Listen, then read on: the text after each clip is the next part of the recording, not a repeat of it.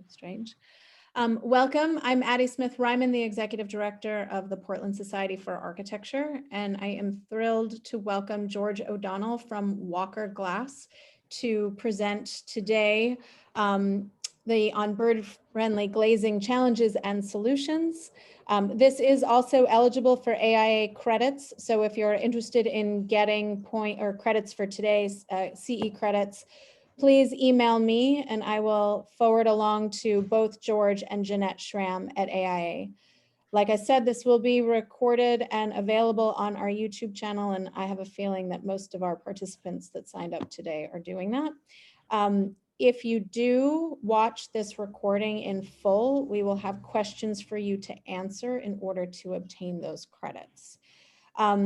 I am again thrilled. Walker is based out of Quebec, but George is in the States. He is a partner with Sigco Glass. Brian Shaw from Sigco is on the line as well. Sigco is a very large manufacturer that has a base in Westbrook. And so we're thrilled that they're a sponsor, and also excited to know that they are a big economic neighbor to Portland. There's Brian. A few years ago, we hosted a tour of the Sigco factory, and it was pretty extraordinary. We may do it again when we can safely gather in closed spaces. That said, if anyone on this call has not registered yet, we have a tour tomorrow at the Canopy Hotel. It's our first in-person tour, and we'll see how that goes. Without further ado, George, I am looking forward to this. Q&A will be at the end. And then, like I said, if you're watching this recorded, we will submit questions to you to answer. The best viewing is if you put this in your gallery view, which is at the top right-hand corner of your screen. You just put on speaker gallery, and I will, I'm also removing my screen, and I will mute myself.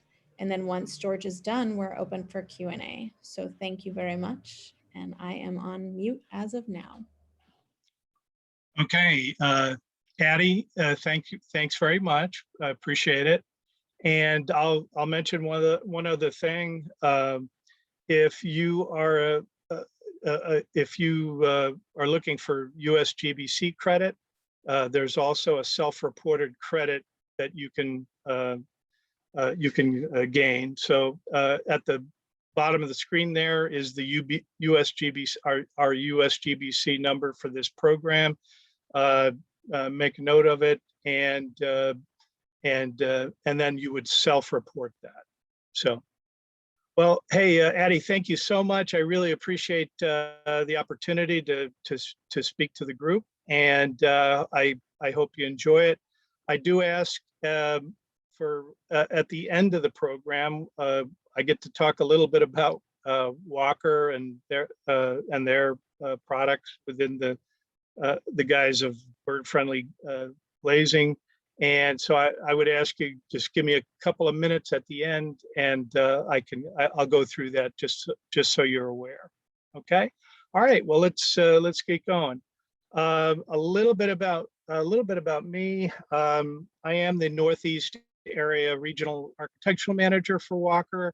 I was with prior to Walker, I was with the Dow Corning Corporation for 30 years, 14 of which I spent in the construction industry, high performance building, and handling both commercial and government accounts.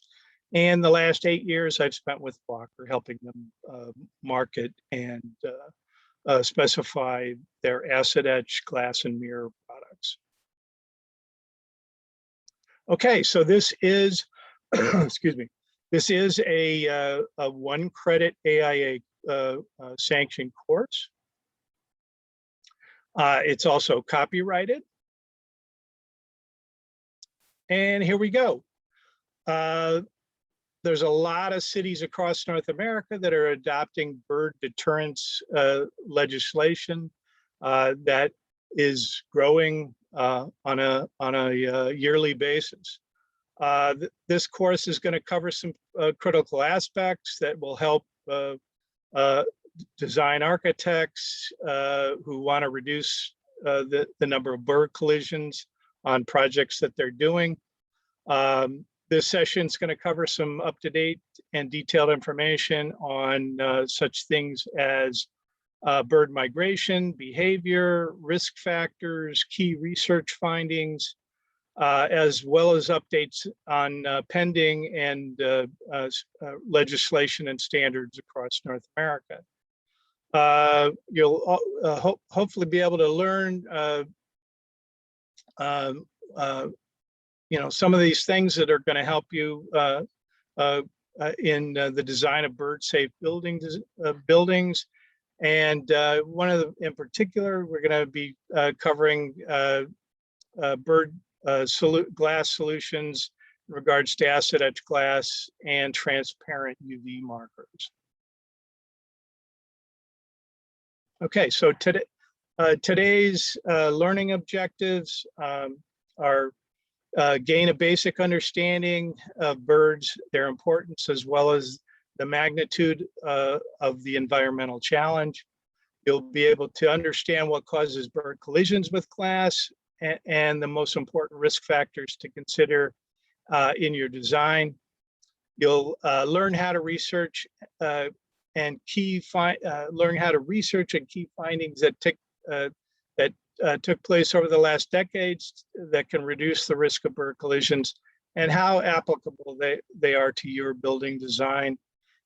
Learn the latest legislation and standards in North America and how they play a major role in your specs. And lastly, learn about effective bird collision deterrence solutions and actual case studies where acid etch glass and transparent UV markers were successfully used. Okay, so before we do anything, we need to really kind of understand birds. The importance of birds really kind of revolves around biodiversity and our environment. Birds are truly a barometer for what's happening within the microcosm of a certain environments that surround you. Birds, kind of go along with what we like to call the cycle of life. They pick up seeds, they disperse them in ecosystems, which shape a lot of the tree and plant life that we see all around us. They do measure on a environmental in an environmental way what's happening within that environment around you. So if you see, let's say you see dead birds, or you see injured birds or sick birds in a particular area, let's say near, a water source, or a wooded or tree-lined area, and that obviously is telling you something that's seriously wrong within that environment. On the other side, if you see, lots of singing happy birds in a particular area, generally you could probably say that, hey, things seem to be pretty good in this environment. So things to look at. Birds provide a great restraint on insect populations. I've seen a University of Switzerland study that took 103 studies that were done around the world, and based on those studies found that birds eat over 400 million tons of insects every year. Again, that's worldwide. But imagine the ones that they didn't count. So they really provide a great restraint on insects. Another aspect that I was not terribly familiar about, but I am now, was bird watching. It's a really major source of revenue. Now, obviously, with the pandemic, it's been a little bit more difficult for bird watchers to get out there and do some bird watching. But on a revenue scale, and this is just this is from the U.S. National Fish and Wildlife study that they did. They found that between 25 and $45 billion is spent in the United States alone on bird watching. Now you ask, well, gee, where does that come from? Well, you know what? It's amazing. I mean, there's millions of bird watchers. If there's an area where it is a particular interest as far as birds, or maybe there's a bird, let's say out in the Pacific Northwest, that is a very rare bird, you'll see thousands of people hop on planes, make lodging reservations, rent cars, buy equipment to basically go out and see if they can find those birds. So it's certainly a lot larger than I thought it was, and I'm sure up in Maine it's tremendously I'm sure it's tremendously popular. Okay, so if we look at some of the sources of avian mortality, you have 10 to 40,000 birds die from wind turbine strikes. You get 60 million from vehicle road kills. You get hundreds of millions that are killed by domestic cats. And according to, and you're going to hear his name a little bit more as we go along, but Dr. Daniel Clem, who's an ornithologist out of Muhlenberg College, one of the sources is they're saying that 600 million to 1 billion bird deaths are caused each year by building facades. Dr. Clem thinks it's probably closer to 1.5 billion. And reason being that a lot of times, especially in urban areas, birds hit glass facades, they fall, and if they die or injured and stay where they are, he thinks that about 50% of those birds are carried away by predators such as cats. So if you think of 1 billion to 1.5 billion of bird deaths on facades each year, and there are only estimated 5 to 10 billion total birds in America at any given time, that's a big chunk of bird deaths in North America, I should say. Okay, so you know what? As horrific as this picture is, this is actually about 3,000 birds that were picked up in the center of Toronto in the year 2002. This was on a National Geographic cover, I believe, in either 2002 or 2003. But they basically found 3,000 birds that year that had died on hitting building facades, with over 90 different species, they were kind of surprised at that. But as you can see from this picture, there's all different types of birds. Interestingly, on October, let me make sure I get the date right. On October 2nd of 2020, there were 1,500 birds that died in Center City, Philadelphia, mostly on, I believe, the Comcast Tower, in one day on October 2nd. So 1,500 birds, and they're still trying to figure out and piece together why that happened. They think it might have been, weather related, also weather related going into nighttime. So a lot of aspects, but the one thing both of these situations had in common is that they hit glass building facades, and these birds died. Okay, so I mean, the magnitude of the problem is really, pretty pretty huge.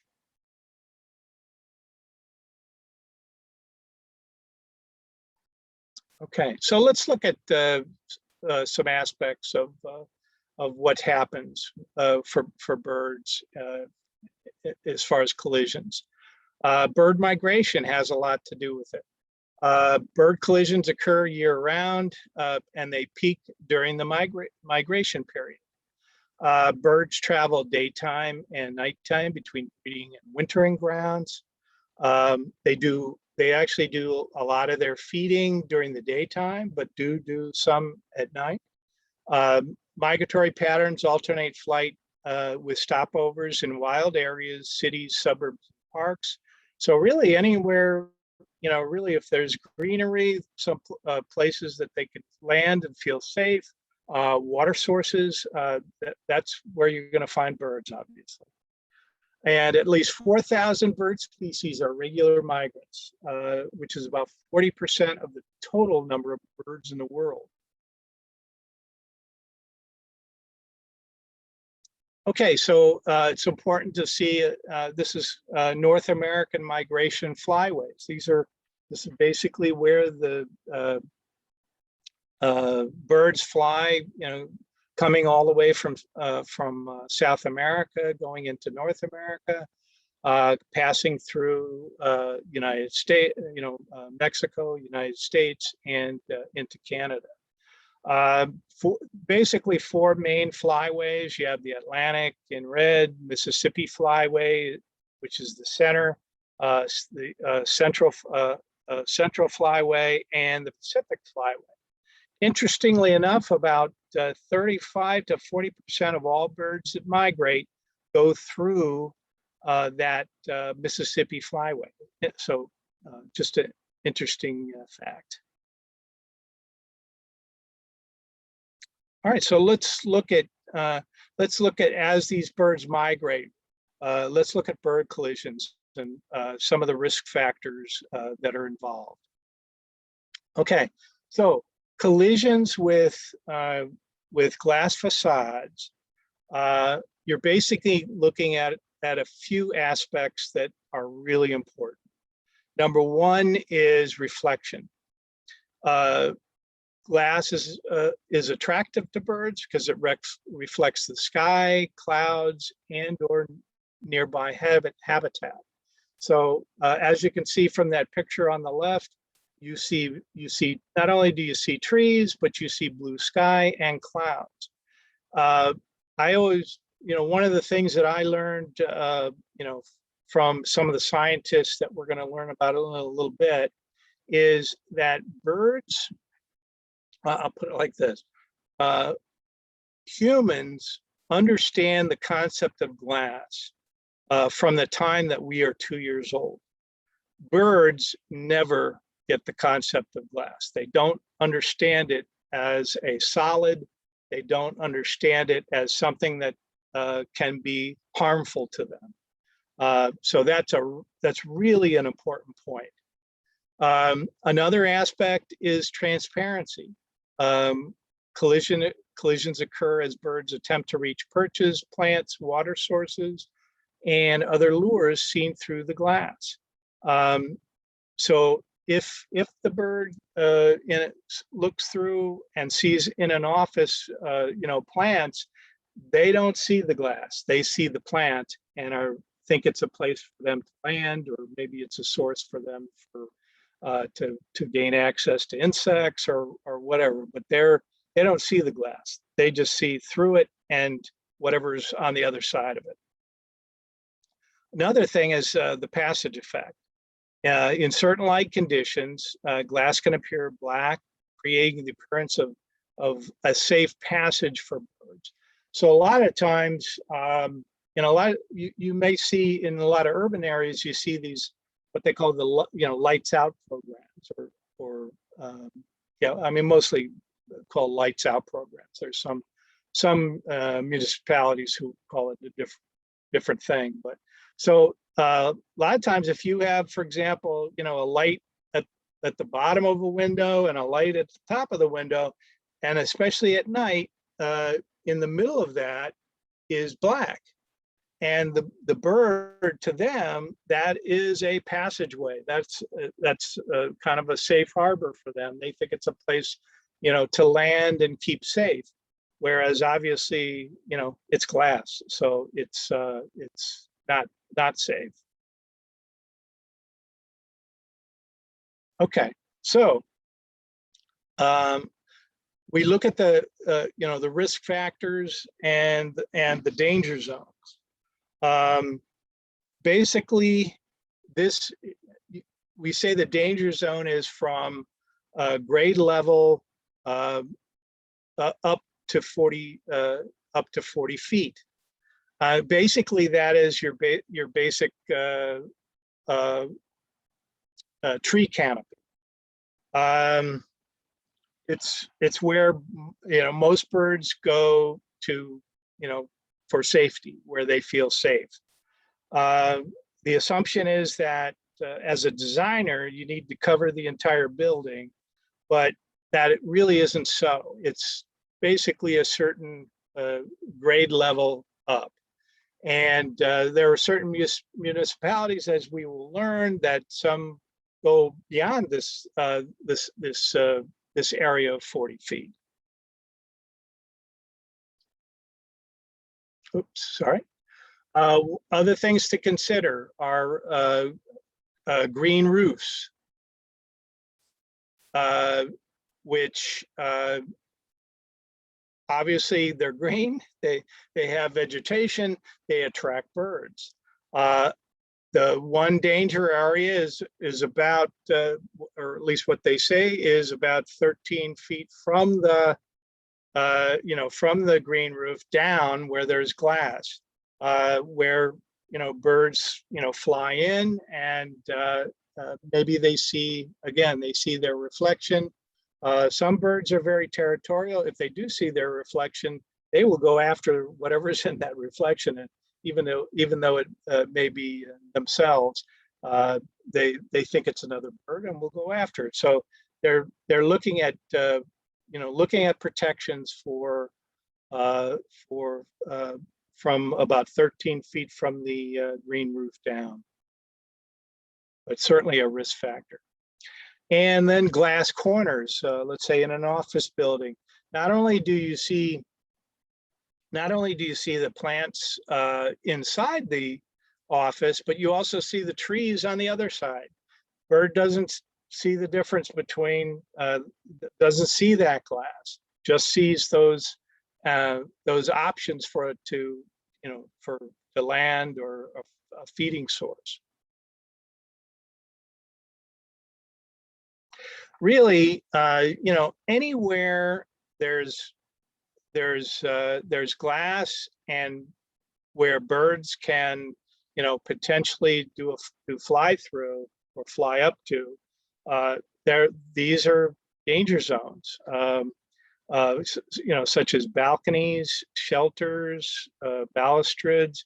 Anywhere you have glass, you have potential for for a problem. Okay, so let's assessing the risk factors of bird collision. Some of the factors to consider. Obviously, the more glass in a building, the more volume of glass, the more chance for bird strikes. Light escaping from building interiors or from exteriors, or exterior fixtures. Obviously, I already talked about the lights in the building, but looking at the let's say the safety or security lights on the exterior, one of the things that does happen to birds is light can turn their navigation off. You might see, let's say on an exterior security light, you might see birds kind of flying willy-nilly around it. And basically that light has turned their navigation off. So the more this happens, the more they're flying, all around without control, the more chance of hitting a building facade. The density and species composition of local bird populations. What types of birds are in your particular area, or maybe in the area that you are considering, designing a building? Best bet would be to contact your local Audubon, see what kind of birds do either stay within that area or migrate through that area. And it'll tell you a lot of, the potential and opportunity for them to hit glass facades. And then obviously local geography. If water sources, lots of trees, lots of greenery, birds are going to be there. Birds are going to be attracted to the area, and potential for preclusions is there. Okay, other factors to consider: type, location, and extent of landscaping and nearby habitat. Here's a perfect example. You have a tree, and you have the reflection of the tree in that glass. Bird doesn't see the difference, as I mentioned before. The left side is as good as the right side as far as they are concerned. Prevailing wind and weather. Some birds like to fly at 300 feet. Some like to fly at 2,000 feet. So a lot of that has a lot to do with, let's say, how many stories the building facade is, what types of birds are flying in that area, and have the potential to be at whatever level that you've decided to build your building. Patterns of bird migration through the area. So again, what kind of birds are coming into that area that you have to look out for. Okay, so one of the studies that Dr. Daniel Clem did, the ornithologist up at Muhlenberg, was he did some testing as to what really was the lethal distance for a bird, that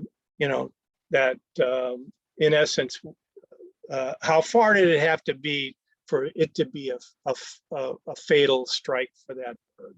And basically what he found was it was basically 1 meter. It was 39.4 inches. And so for example, one of the things that happens, when a bird hits glass is that, and I'm sure probably everybody in the audience today has heard at some point or another in their life, a thwack at the back window or the back, sliding glass door or whatever, and looked out on your porch and see, a bird either stunned or possibly dead. And basically what happens when a bird strikes, and again, from anywhere more than 1 meter, we're talking about a lethal distance. What happens is generally the bird gets a concussion, and even though it might be able to fly away, if it's concussed enough, it can, in essence, cause the bird's brain to swell, and then the bird dies. A lot of times you don't even see some of this that's happening because those birds are, again, picked up by predators and taken away. Okay, so let's look at some of the research and key findings. Well, casualties are documented on panes of all sizes in single and multi-level, both residential and commercial. If it's glass, the bird has the potential to hit it. Visual markers for birds are different than those for humans. Birds are sensitive to contrast, which is really an important point. Birds see things differently. The bird's midbrain is not as sensitive to signals while it's in motion. And generally, if a bird's flying, he's in motion. So he is not as sensitive. So that's where the contrast even comes in to be more important. So that if the bird sees the contrast, that hopefully the bird will fly away. Okay, so let's look at it. I'd like to look at a little bit of history and the science, the scientists involved. Some of them, those who have done a lot of detailed work as far as bird collisions with facades are the following. I mentioned Dr. Daniel Clem, ornithologist out of Muhlenberg College. You also have Dr. Christine Shepard, who out of Cornell University is with the American Bird Conservancy. You have Martin Rossler, who's an ornithologist out of Vienna, Austria. All have done some really significant research in regard to bird collisions. Okay, so a little bit of the history and how things have progressed. Dr. Clem in 1989 and 90, patterns on glass panes are most effective if spaced 2 to 4 inches apart. So in essence, patterns that birds can see on glass panes are most effective 2 to 4 inches apart. That 2 to 4 aspect is also a critical thing that we're going to learn. Martin Rossler pattern in 2004-2009, patterns covering parts of the glass surface can be effective. Dr. Clem in 2009, a ceramic frit dot pattern on the entire glass pane can be effective if applied on the outside of the window. 2009, one-way films rendering a window opaque when viewed from the outside are also effective bird-safe solutions. So again, you put an opaque surface or a frosted surface on, there's no reflection. So therefore the bird tends to fly away. Okay, so I mentioned that the 2x4 was going to be an important point, and it is. This was developed by Dr. Daniel Clem, and basically what it says is that if you have some type of pattern consisting of lines, dots, or other geometric figures separated by no more than 2 inches on the horizontal or 4 inches on the vertical, that would be considered kind of a bird friendly. So if you put a pattern on glass, either 2 inches horizontal or 4 inches vertical, that potentially is bird friendly. And again, it's not 2x4, it's not both, it's either or. So either 2 inches horizontal or 2 inches vertical. Okay, so within that, the effectiveness of visual signals is really important. More research and more science. The ABC in 2011 found pattern geometry is more important than density. Stripes more effective than dots. ABC, again in 2011, patterns on the outer surface of the glass are very effective. Dr. Clem, 2013, UV signals with a wavelength of 300 to 400 nanometers are most effective. One of the things that Dr. Clem found was that let's say a UV coated glass, which had a wavelength coating of a wavelength of 300 to 400 nanometers, the bird saw it. Basically, what they saw was within a color spectrum on that of that UV, they saw, kind of a blue, purple, red color, and to them, that's basically a solid to them, and they would fly away. 2013, bird safe methods applied to surface number 1 are the most effective. Again, another critical point. Okay, so we've looked at the science and the scientists. Let's look at some of the legislation and standards that are currently out there. Okay, so for the US, currently, there are no test or performance standards. There are test methods that have been attempted, such as the tunnel test by American Bird Conservancy. Both the field experiment and the tunnel test do have some issues. For example, with the tunnel test, it measures transparency, which is important, but it doesn't measure reflection, and it also measures more in I believe nighttime and not daytime.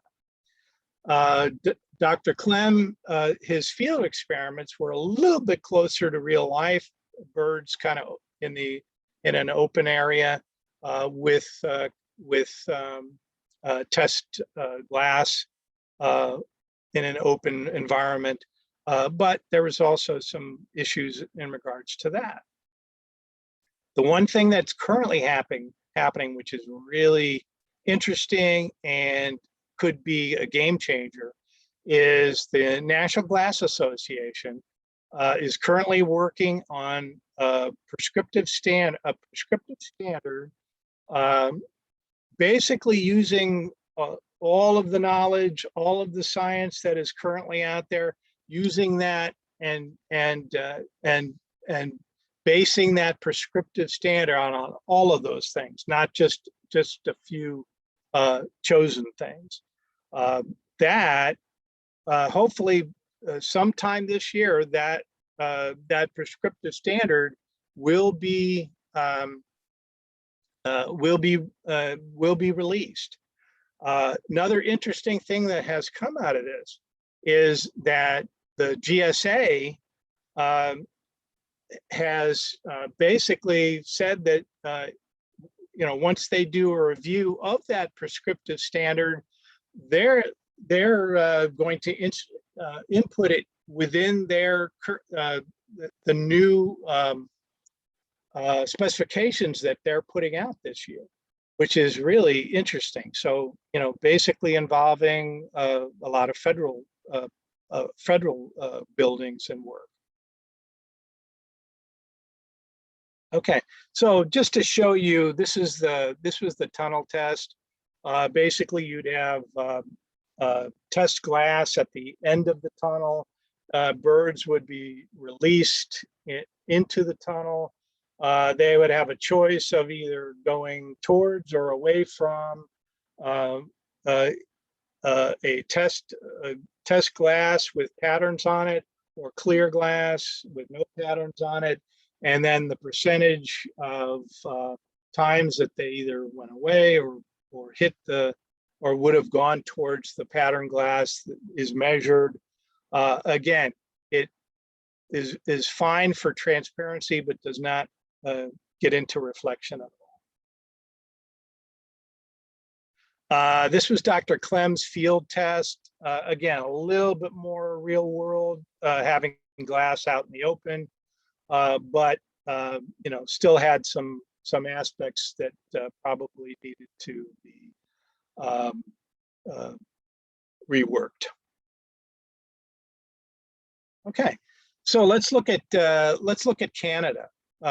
Canada seems to really be kind of ahead of the curve as far as bird friendly. The CSA of Canada published a performance standard in 2019 for bird friendly design under CSA A46019. Basically, what that said was that for elevation treatment, 90% of all glazed materials, all glazing materials from grade to 52 feet up had to be of a bird-friendly nature, and from a green roof down 13 feet. The visual markers had to be on the first surface or the number one exterior surface. Specifications on geometry and density markers, 4mm dots with maximum 50mm 2-inch spacing. I believe that they might have changed the 4mm to 5 or 6, but we'll check on that. Markers must provide high contrast. Bird has to be able to see it. They see it best on the first surface, which is where they're requesting it. There is a LEED pilot credit 50, which is called a LEED credit, which is pilot credit 55 for bird collision deterrence, driven heavily by ABC's test method and findings. Really hasn't been updated in quite a while, probably needs to. It does require extensive work to calculate an overall threat factor for the building. And right now it only provides one credit.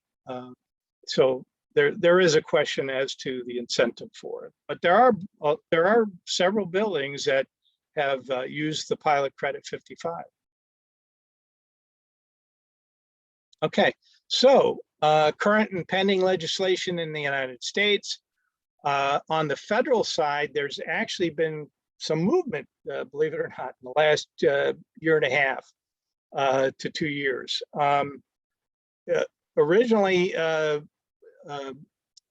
Representative Mike Quigley out of Illinois submitted a Bird Safe Building Act more than a few years ago. And subsequently, Senator Cory Booker out of New Jersey submitted kind of a similar, some similar legislation. And I believe right now they're trying to kind of reconcile both of those. But the interesting thing is, especially in today's environment here in the United States, it is both Republicans and Democrats are getting behind it, which is really great. And some of the other legislation that's in the United States, state of California, again, a little kind of ahead of the curve as far as bird-friendly building design. Minnesota has done some interesting things as far as bird-safe glazing. Maryland has some things under consideration. Actually, in Cook County, Illinois, which is Mike Quigley's original, where he originally submitted the same, some of the same legislation on the state level.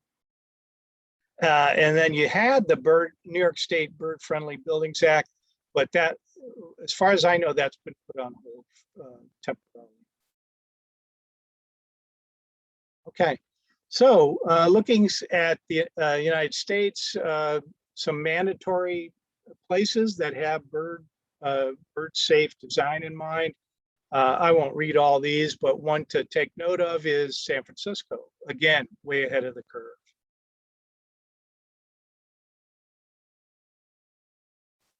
In Canada, I hate to keep saying this, but they're way ahead of the curve as far as bird friendly. They do have some mandatory building design relating to bird safe methods. Toronto, Markham, Vaughan, Ontario. They are, I think they're kind of shooting for mandatory as things progress. Okay, so Two that are way ahead of the curve are both Toronto and San Francisco. Toronto, what they require are treatments which have a pattern 2-inch, 2 by 2 inch, 50 millimeters apart. 85% of the first 40 feet must be treated. They can use, and whomever is applying it or building it, they can use acid etch, frit, UV products, and films. All are acceptable. On January 22nd in Toronto, in 2022, everything must be on surface number 1. In San Francisco, the treatment, they're looking for the basic 2 by 4 rule, so either 2 inches or 4 inches. 90% of grade to 60 feet must be treated. They can use the same acid etch, frit, UV films are all acceptable. Building within 300 feet of 2 or more acres of water and vegetation must follow this rule. So there are some municipalities really taking it very seriously. One of them is New York City. They have taken an approach by using the ABC threat factors. You must have a threat factor in New York City of 25 or below. In some cases for UV products can be up to 27. And basically, if you look at threat factor, basically what it means is that if you have a 25 threat factor, it basically means that in testing or perception is that 75% of the time the bird flew away. So it means that 25% it did not, or potentially did not. They're looking for bird-friendly coverage from grade to 75 feet. Other risk areas such as corners and green roofs need to be taken into account. And we're kind of hoping, because the threat factor kind of limits products that are out there that are very good, that aren't potentially going to be used because of the cost and other aspects of the ABC threat factor.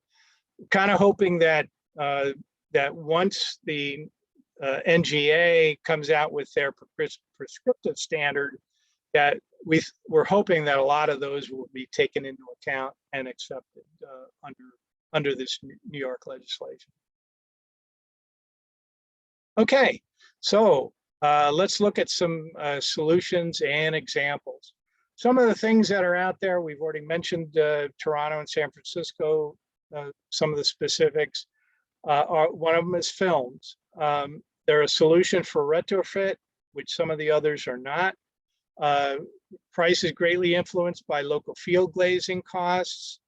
And the warranty of the IGU may be void,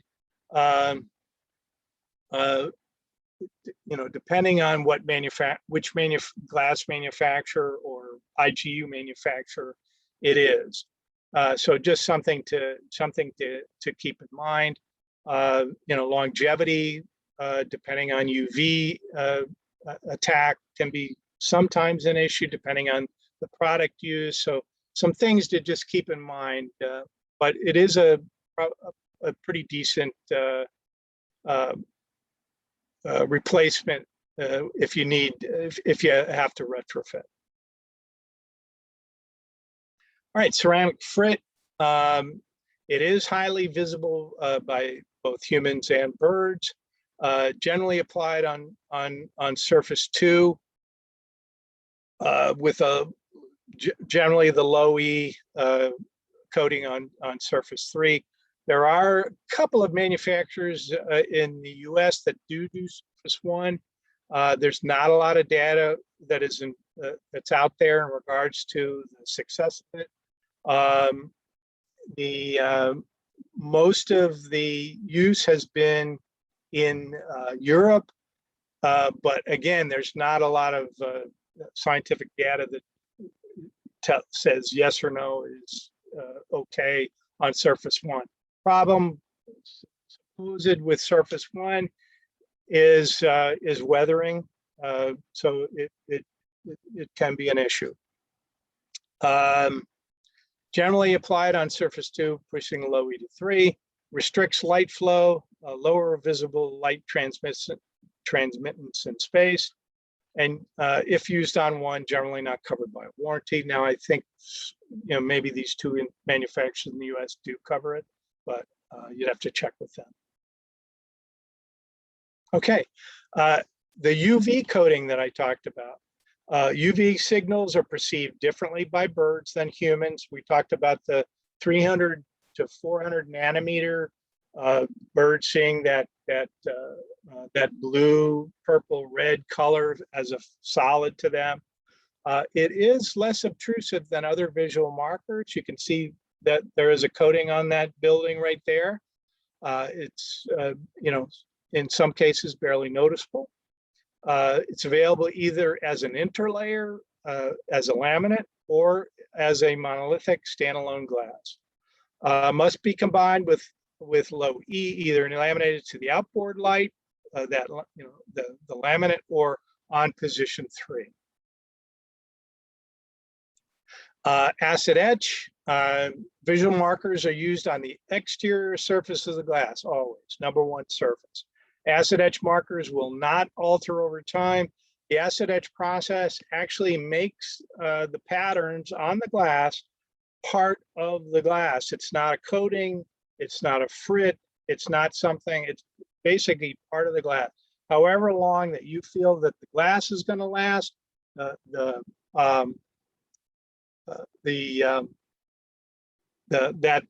etch should last also. Doesn't restrict light flow. Can be combined with high performance low E on the same glass light, so the number 2 surface, and only first surface. It's the only first surface with a 10-year warranty. Okay, this is kind of comparative analysis of the things that we just talked about. I would just say, without belaboring this, one aspect to look at. One of the things that acid etch glass offered that others did not was reduced reflection from all angles. Obviously, a bird, when coming to the face of a facade, doesn't always fly straight on. They're flying from all angles. So the acid etch reduced the reflection from all angles. The bird was able to see the contrast and fly away. So it was the only one that did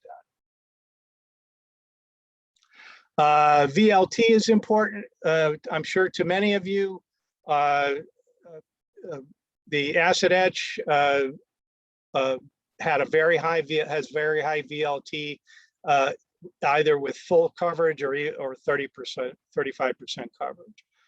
Frit, you can see with 20% and 40% that did limit the amount of light that would come into a building. Okay, so let me zip through some examples. This is a first surface acid etch pattern and a full surface on a wildlife area up in Quebec. This is the Oregon Zoo. This is a LEED Platinum certified project. 6mm glass with number 1 surface with random lines on the number 1 with a low EN2. This is that same project looking from the inside out. This is the OVO Athletic Center up in Toronto. Used tinted glass and had a green roof. And it used a dot pattern, 2x2 inch dot pattern with 5mm dots.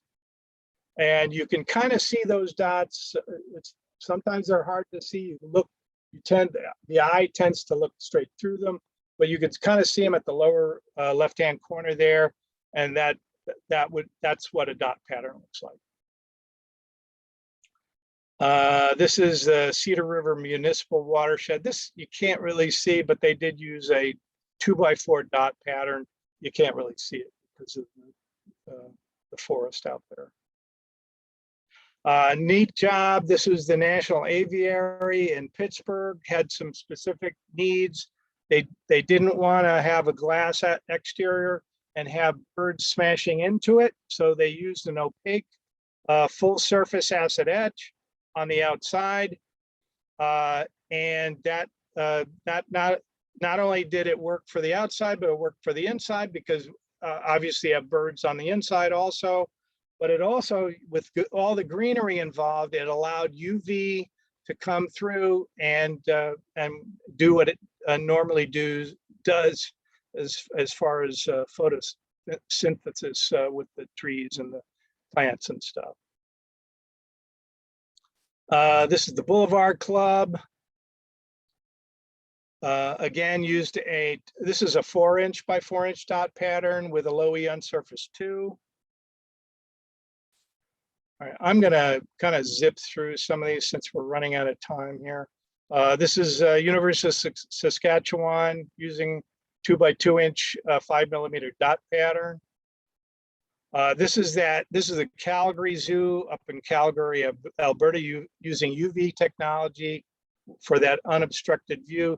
Used an organic pattern stripped out of the using the acid etch technology with UV markers in a 2x4 rule. You can kind of see it to the right of that wood wall there. Okay, I'm going to zip through some of these. This is a UV project also with a 2" linear pattern. This is Williams College in Williamstown, Mass, with using the UV technology with an unobstructed view using a 2" linear pattern. This is a new job. This is Swarthmore College in Swarthmore, PA. 2" by 2" dot pattern. This is a acid etch, first surface 2" linear pattern. This is the Audubon Discovery Center in Fairmount Park, Philadelphia. They used, this is the view from where their center is. They used a acid etch horizontal pattern on the glass. Also, their test tower also uses the same horizontal pattern. So very successful in a very crowded bird area. Okay, so future, what's going to happen? We're going to see a lot more cities adopt bird deterrence legislation.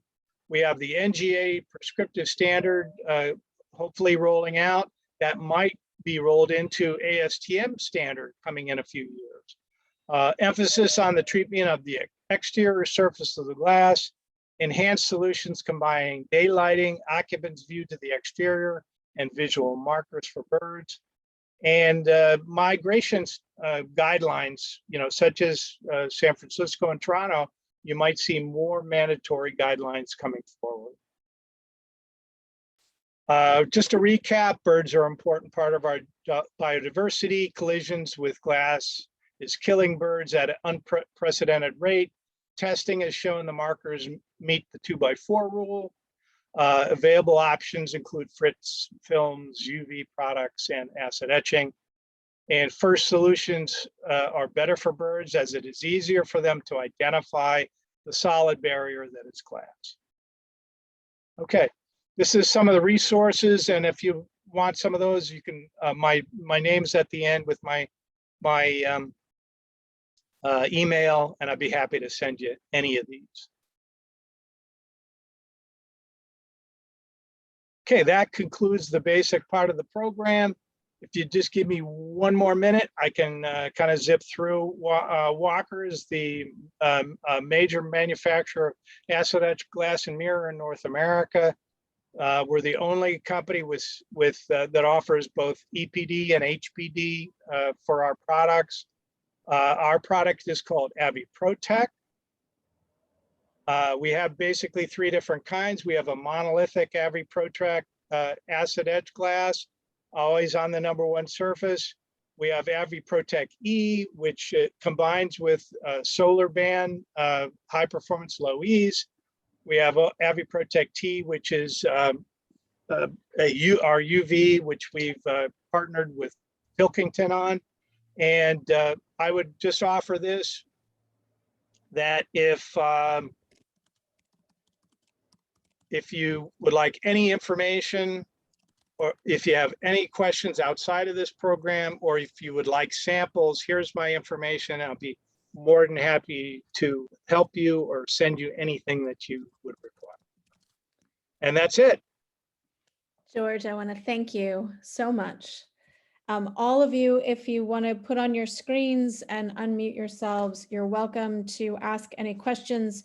But before we do that, I'm respectful of the time, but I also want to suggest, or just want to announce that we have Christine Shepard coming to speak to the PSA audience with Dan Pizelli from the FX Collaborative, who worked with Bruce Fowle, who developed the New York City legislation. And so they are actually going to be in conversation on June 16th, and information will be going out on that. And Danielle Foissey is on the screen, at least in my view shed. And Danielle will be part of a local panel at the end of June. We have Matt Maiello and Austin Smith from Simons Architects. We have Tim Locke from Opal, and we have Danielle Foissey from Kaplan Thompson. And so we're thrilled. That's on the 30th. So more info will go out on both those events. PSA will be doing a lot more work around bird safe and just education. You know, right now we've been talking about just getting the word out there, having people realize what resources are available, what studies are being conducted, and we are partnering with Maine Audubon. Our goal actually is to have Maine Audubon retrofit Gilsland Farm with bird safe glass and a variety of applications. So contractors, designers, and homeowners can go and see the site, see applications in situ. So Maine Audubon would actually be a demo site for a variety of applications. So just keep a lookout for that, and know that, no pun intended, we are building this in flight. And so with that, without taking any more time, I will open this up to any questions. Any? Okay. Oops. Okay. So I will give one more second to ask if anyone has any more questions. I think this was great, George. Thank you so much. Oh, my pleasure. Yeah, and I would love to actually invite you up. So when we really do gather in person, it would be awesome. I think Brian and I had originally planned this to be an in-person event actually at Maine Audubon. Right. So I would love to revisit that. This is a topic that is literally just developing, and the products are developing. So I think it's an exciting time for us to begin talking about it. So. I would be happy to do that. And I'd also say that I'd like to talk to our management about getting involved in your project up there. That would be brilliant. Thank you. That's awesome. And again, Brian from Sigho Glass, Brian Shaw, thank you so much. And yeah, so stay tuned, everyone. And I'm psyched. I know a lot of people will watch this too on our YouTube channel. So thank you. Enjoy the day. It's actually stunning. It's the tail end of the migratory season here. So we're really middle of that. So go out and look at some birds. So. Thanks very much for the time. I appreciate it. And Brian, Addie, thank you. And Brian, thanks. Thanks a lot. Appreciate it. Bye.